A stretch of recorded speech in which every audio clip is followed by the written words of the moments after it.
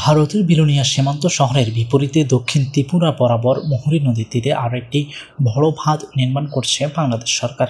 বাঁধটির কারণে মৌসুমী বন্যার শঙ্কায় ভুগছেন ওপার সীমান্তের বাসিন্দারা। ফলে পরিস্থিতি পর্যবেক্ষণে ওই এলাকায় একটি প্রতিনিধি দল পাঠিয়েছে ত্রিপুরা প্রশাসন।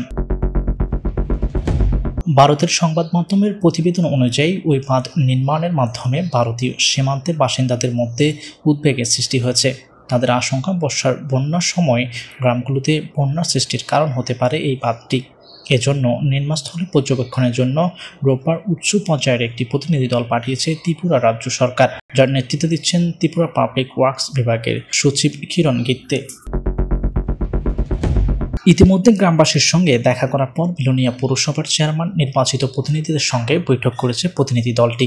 কিরণ গিত্তে বলেছেন, দক্ষিণ ত্রিপুরা সদর বিলোনিয়া ও আশেপাশের গ্রামগুলোকে সুরক্ষিত দিতে ভারত সরকার বাঁধ নির্মাণ এবং অন্যান্য প্রতিরক্ষামূলক ব্যবস্থা গ্রহণ করেছে।